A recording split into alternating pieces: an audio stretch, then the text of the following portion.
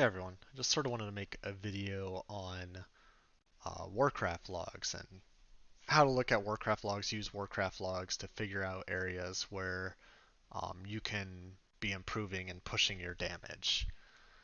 Um, but first, before even talking about just raw DPS output, I wanted to sort of talk about some important buffs and debuffs and having uptime on those and when you should be applying those. And so I'm sure any of you guys that have been in a raid before have heard either myself or Sigil uh, mention Sunder Armor stacks. And so something I wanted to show actually to sort of underline this point of the importance of Sunder Armor is from this log. This is from a top 3 guild, uh, and you'll probably notice they they bring an excessive amount of warriors and rogues as well. But yeah, a shitload of DPS warriors. And if we go up here and we go to casts and we go to the timeline view and let's just filter this down to only the warriors. If you look here, if you look at these first if you look at these first 4 seconds or so, you'll see, I mean, just a shitload of Sunder Armors. What is this like? Probably like 10 Sunder Armors or something. So, well over the 5 applications. But again, it's just important that uh, warriors use their first global cooldown as soon as they connect on a mob on Sunder Armor.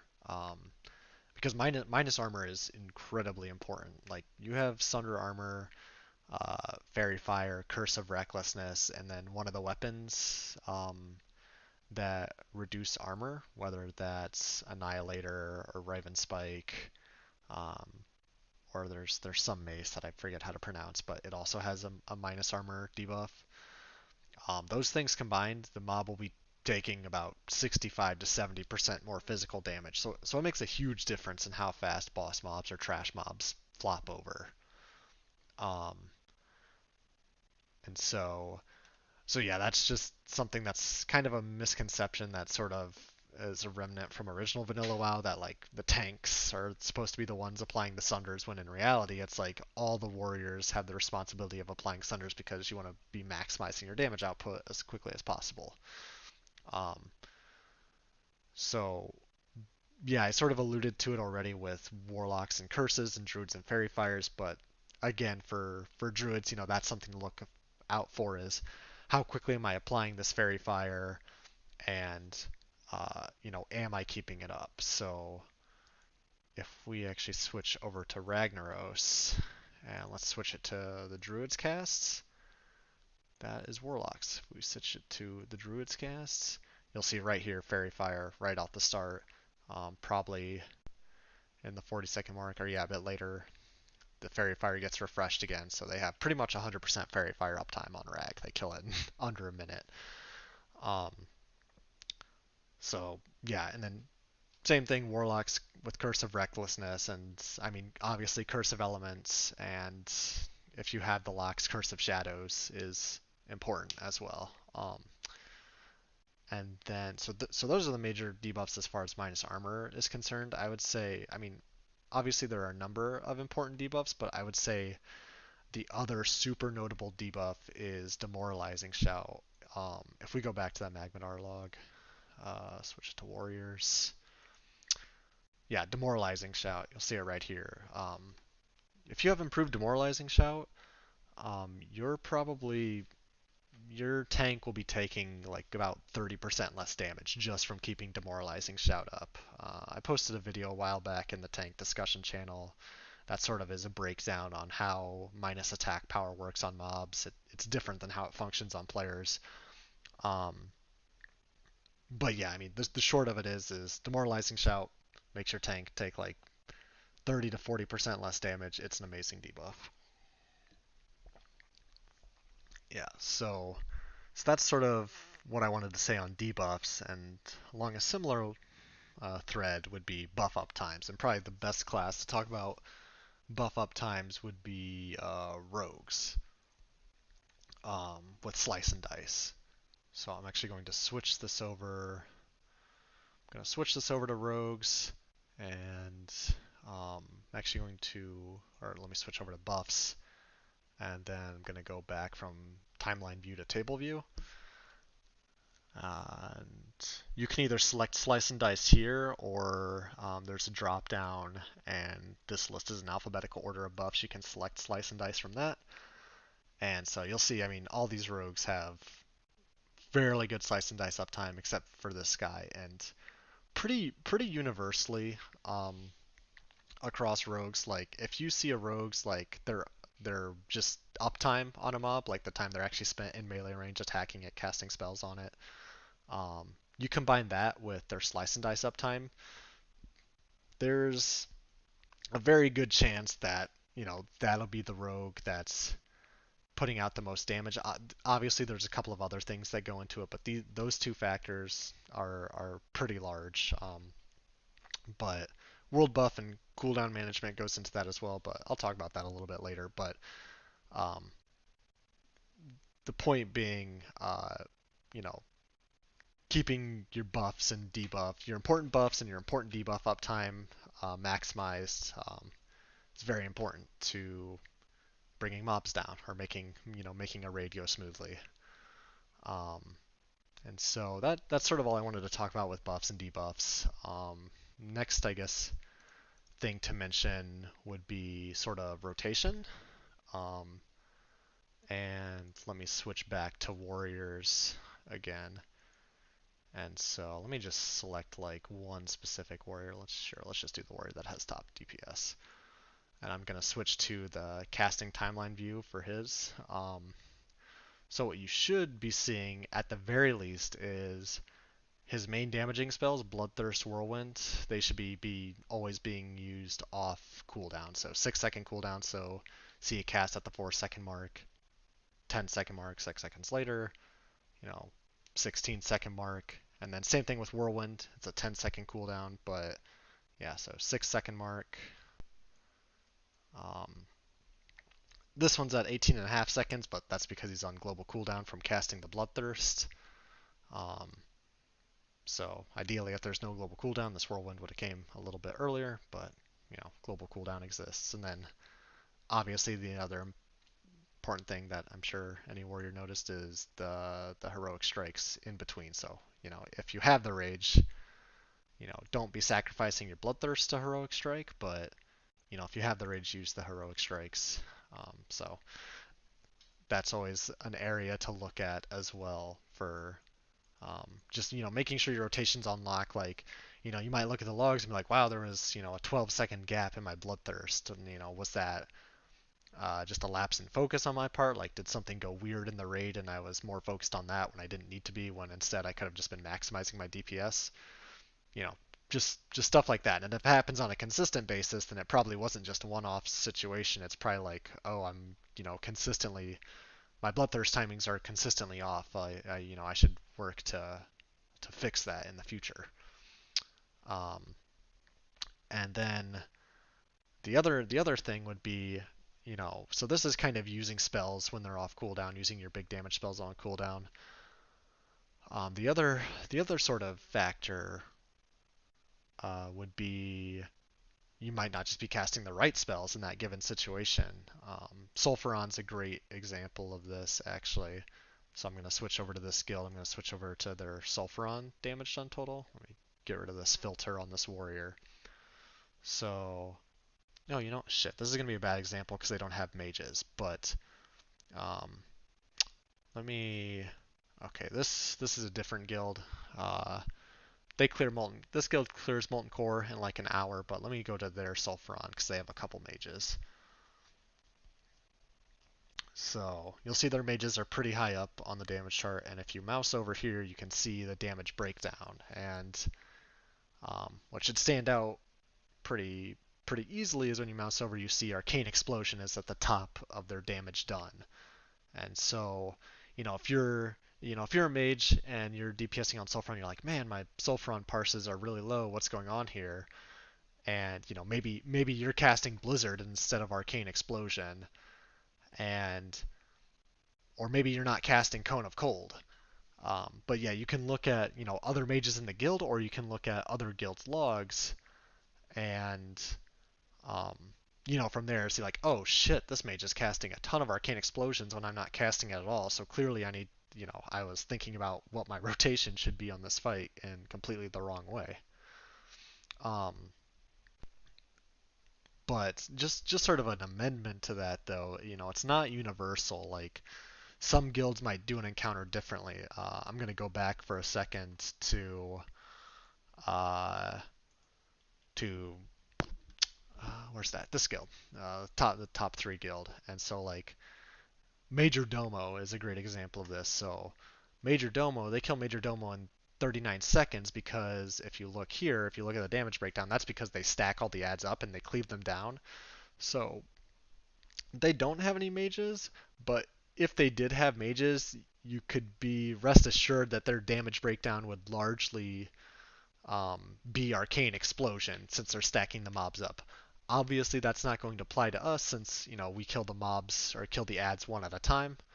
Um, but overall, it's a great looking at top guilds logs and looking at their best damage dealers and their damage breakdown. It's usually a pretty good place to start as far as finding areas to improve your damage. Oh my gosh, I need to take a sip of water.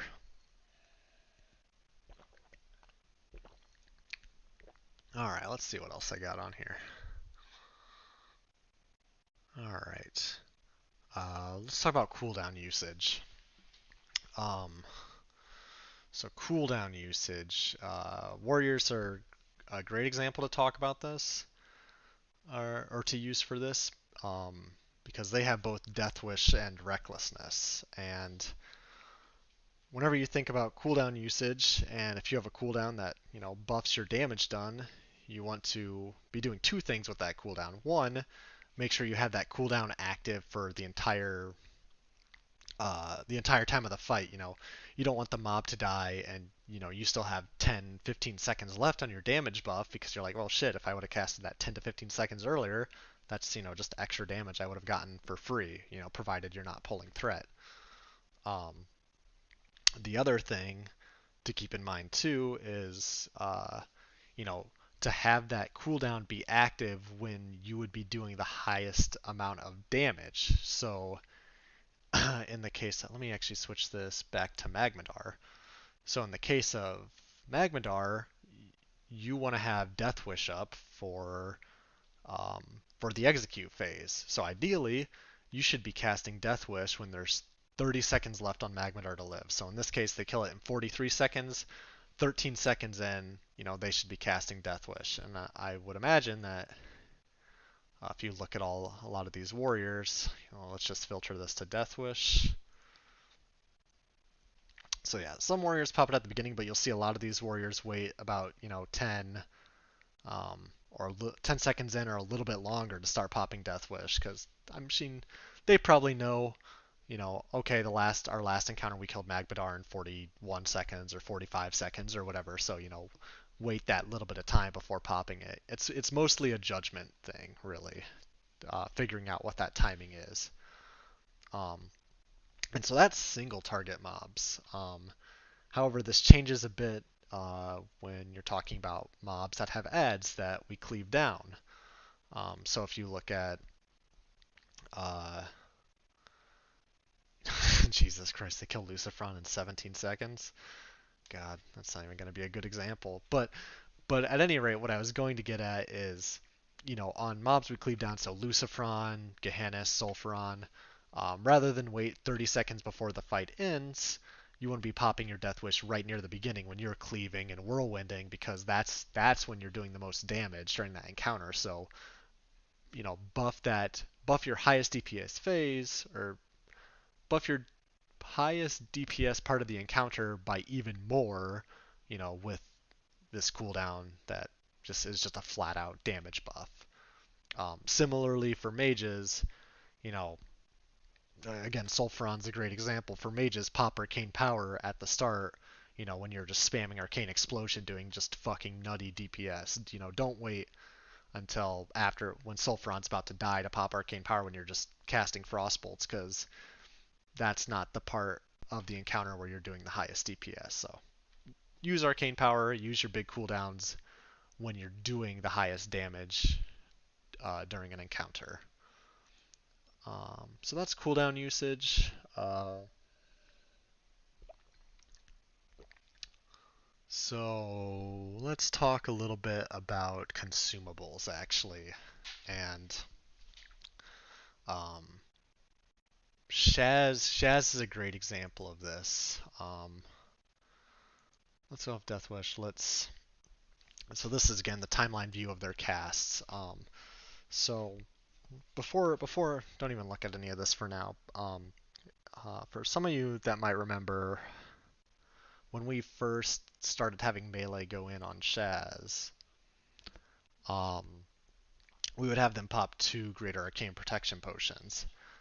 But we were still having issues with melee dying. They were taking a lot of damage, and I was like, well, I know a lot of top guilds send melee in for Shaz, and so I looked at their logs, and what stood out was this guy right here, Restoration, which this is the buff that gets applied from restorative potions. So if you look, all their melee, you know, have, you know, restoration, uh, all these restorations up here, restoration over here. So, um, and that's to get rid of the Shaz curse that increases your magic damage taken by 100%, doubles the damage. Um, so after I saw that, changed that up, um, made things. I mean, it was already a night and day difference when we used 2 Greater Arcane Protection potions, but once we changed that second one to a restorative potion, it made even more of a difference. So that's like seeing consumables that are used during a fight, but it's still a bit hard to gauge, like if there's maybe consumables you might not be aware of, or you just want to see what consumables they're using. It doesn't always tell the full story if they're popping the consumable before the pull happens. And Warcraft logs in general, like you can go to the buffs and see consumables, but Warcraft logs is still a bit finicky with that. So like I'll switch this over to just encounters and trash, the whole, their entire Molten Core run, and I'll go to buffs. Oops, let me switch that to table view. And like let's look, what's a good example? Like Mongoose. Or no, actually a better example would be like Rallying Cry the Dragon Slayer, which I know it's not a potion, but hear me out. Like if you look here, like you'll see some of these like this warrior has 3 applications of Rallying Cry. Like that doesn't make any sense. Like either, and he only has a 6% uptime on it. It's like what? You either have Rallying Cry the Dragon Slayer for the raid, or you die and you lose it, or you didn't have it in the raid to begin with. And so, it can be good to see like certain consumables warriors or certain consumables that players are using. But again, when it comes to buffs that are on long duration buffs, Warcraft logs can be a little finicky. So just keep that in mind. All right, so okay, so one thing I really want to talk about actually is trash fights. So it is of my opinion that people put way too much emphasis on boss parses. Like obviously, killing bosses faster is fun, and killing bosses quickly is important because it, means that there's less time for potential mistakes to get made. It's less strain on healer mana, that type of stuff. When more raids come out, it'll give you more time to do those other raids. But people put way too much emphasis on boss parses. Like, I did a breakdown of one of our raids a while ago, just kind of added up the time on trash fights. It was like over 40 minutes spent. This is not ours. Let me bring up one of our logs. Just bring up this most recent log. But like, kind of added up the trash times for this, and it came out to about like 40 minutes or so.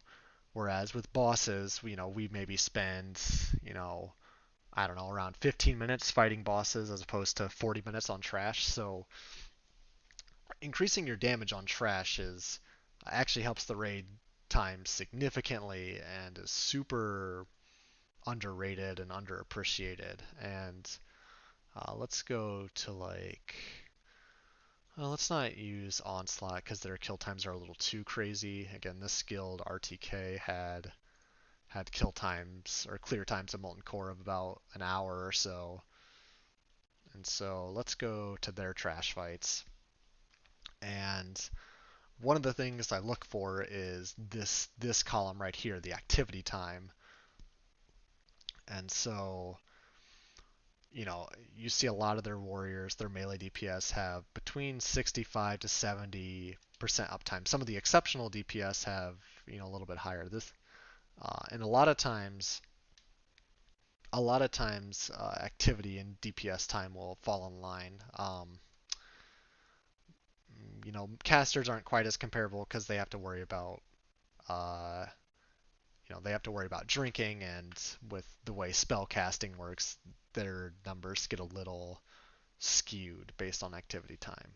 Um, but again, this is a big factor. If you look at any speed run of Molten Core, one thing that stands out immediately is how quickly the melee DPS or the DPS in general connect on a mob after the tank pulls it. Like it's almost instantly. Um, I was going to bring up an example, but you can just watch any video of a Molten Core speedrun, and you can see just well, first of all, how many DPS are just directly behind the tank, and again, as soon as the tank pulls, how quickly the DPS are on that trash mob, and you know that trash mob just flops over. Like, I've seen plenty of times in our raids where like, a Fire Lord will live for like 15 seconds, but the first 7 seconds of that or so are the, DPS running over to wait to connect on the mob.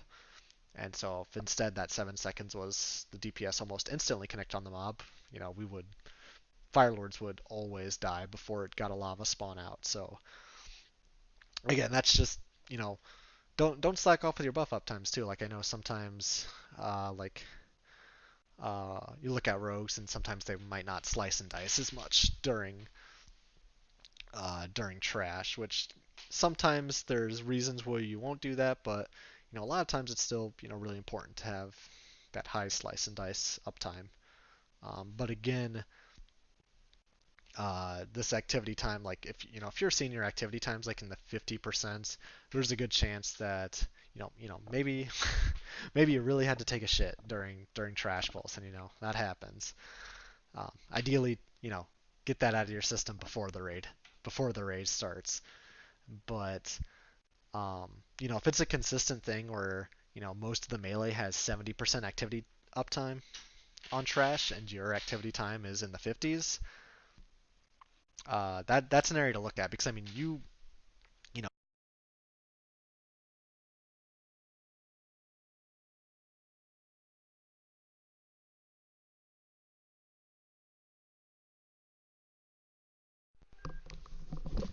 oh my gosh, my headset just died, but I'm back. So sorry for the 30-second pause in audio.